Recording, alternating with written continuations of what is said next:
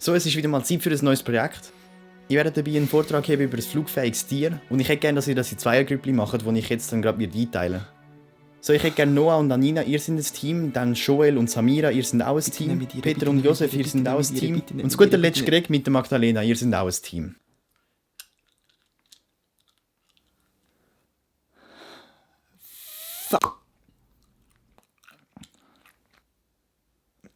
Was sind so deine Ideen, die du für das Projekt hast? Ja. Das war keine Ja-Nein-Frage.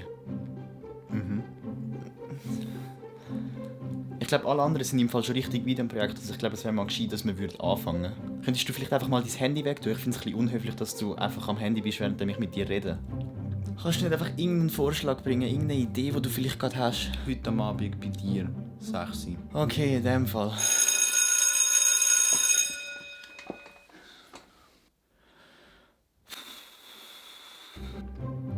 Hast du irgendwelche Ideen?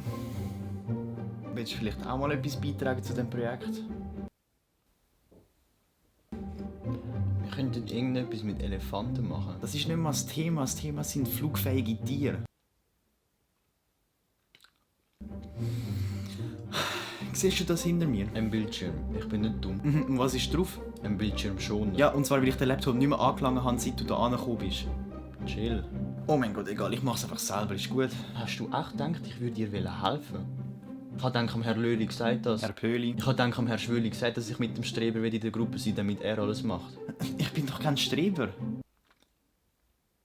Okay, ich bin ein Streber, aber trotzdem. Egal, es ist schon spät, ich sollte gehen. Wehe, es ist bis morgen nicht fertig. Oh mein Gott.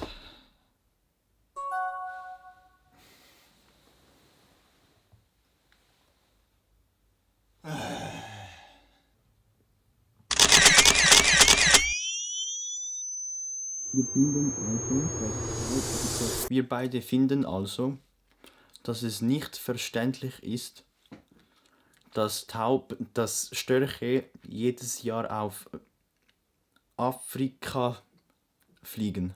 Und wollten euch mit eben genannten Gründen zeigen, dass es sehr viele Möglichkeiten gibt, für die Vögel hier zu bleiben in der Schweiz. Sehr schön, kommen wir doch zum Feedback. Also Magdalena, dein Text irgendwie hat irgendetwas gehabt, so einfach irgendetwas Originelles und Einzigartiges, auch wie du das vorgetragen hast. Du hast gerade einfach alle gepackt mit deiner Art zum Reden. Deine Wortwahl war schier endlos und deine Rhetorik hat nur so von Eloquenz gestrotzt. Ich kann einfach nur sagen, Chapeau, gut gemacht, wirklich. Hast du gehört? He? Jetzt zu dir, Greg. Ja, also, ich meine, du hast es vorgetragen und es war in dem Sinne gut gewesen, aber es ist jetzt nicht so, als ob ich jetzt voll dabei gewesen wäre und ehrlich gesagt mag ich mich auch nicht mehr erinnern, was du alles genau gesagt hast. Ich muss auch ganz ehrlich sagen, ich habe es ein bisschen doof gefunden, dass du die ganze Zeit abgelesen hast. Also ich hätte es viel besser gefunden, wenn du ein bisschen auch Augenkontakt aufgenommen hättest mit uns, weil ich meine, wir haben auch Augen, also vielleicht auch mal uns anschauen.